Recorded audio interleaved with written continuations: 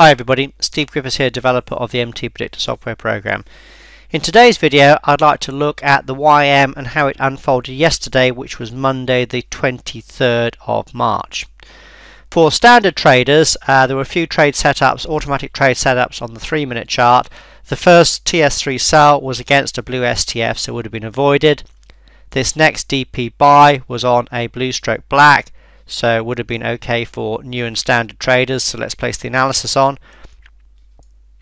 Remember, we use correct position sizing to keep the initial risk small and under control. Here the trade went up to the first target, would have been stopped out for a nice plus 2.3R profit.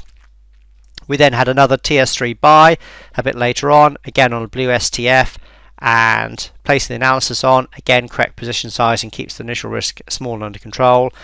This time the market went up to the first target for a plus 2.4R profit, so that's plus 2.7R so far.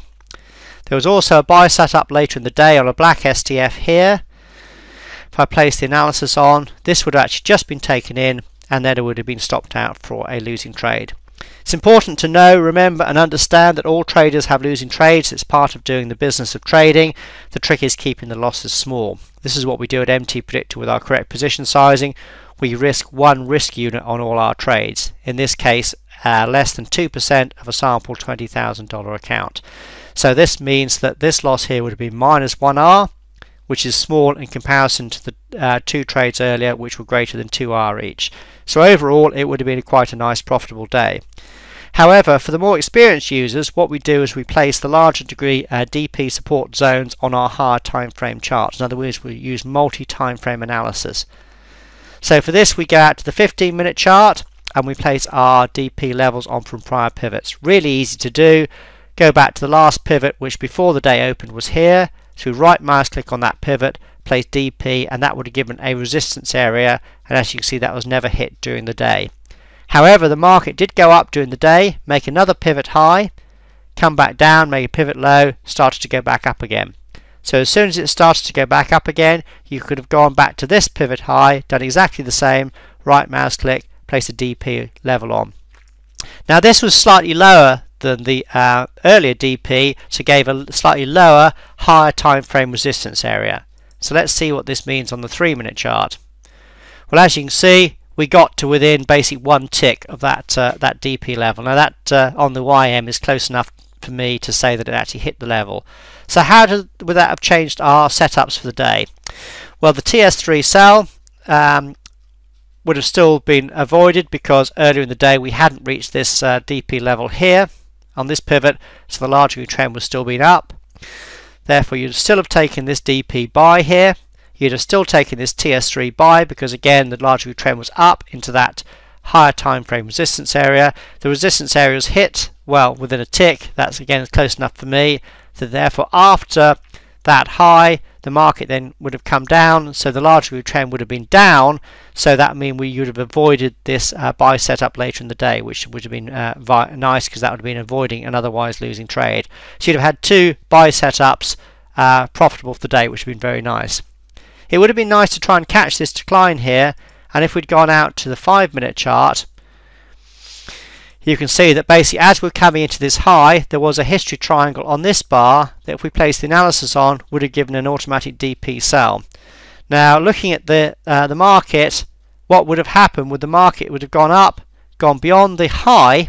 I'll just move that across a bit so we can see this in a bit more detail. Would have gone beyond the high before going to the entry level. So in other words, would have invalidated this trade setup, you'd have cancelled your orders. But as the market came back down again, you may well have said, well, hang on a second, I am now basically within a tick of the higher time frame resistance area. Largely trend looks to be down. Although there was no new setup generated, let's reset these levels to one tick below. Let's zoom in a bit so we can do it a bit easier. So one tick below that bar's low, and then the stop would have been one tick above this bar high. The bar I'm working off would be in this bar here, which would be the 1420, the 220 bar. So in other words, this would have generated a short trade at the higher time frame resistance. Market came down into the first target for a plus 2.4R profit.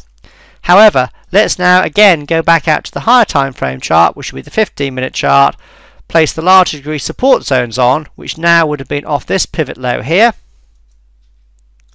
off that pivot low, then going back to the prior pivot low, which would have been here as well. So these would have been the two levels where potential support would have come in as the market was declining down. So how would have that changed our trade? So we're on the 5-minute chart, weren't we? There we go, the 5-minute chart. Well, rather than coming out at the first target, you knew that large degree support was down here a bit further, so you probably would have actually come down here for a slightly higher profit, or as the market went through this really quickly, really aggressive traders may have actually held it down to this lower target here.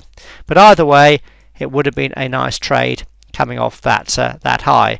But that would have been for rather more experienced users and a bit more aggressive users, particularly when they saw that the market was coming into, well, basically within a tick of the 15-minute or higher time frame resistance areas. But for standard traders, it still would have been a nice profitable day with our two buy setups here. Our first one off this DP buy, sorry I missed that. Our first one off our DP buy for plus 2.3R, and our second one here for 2.4R, which is what 4.7R profit very nicely. Market would have come down off the higher time frame resistance as already shown. You'd have avoided that sell setup there. So either way, whether you were a standard MTPredictor trader or new to the software and just trading off our STF color, or whether you were slightly more experienced and were using the higher time frame analysis, or were very experienced and were able to basically do a far more aggressive trade in and around that resistance area there, you would have had a good day on the YM yesterday. Just shows you that MTPredictor can be used by different levels of experienced traders, and this is why we actually don't teach one method of trading. We know that traders grow as they're becoming more experienced, and basically you want to get basically better at your trading as you become more experienced, and it's not just one sort of pattern fits all. As you become more experienced, you'll then do more advanced and more aggressive trades on the markets as your confidence grows and your experience gets better and better with the MTPredictor software program. So basically you can grow and the software can grow with you.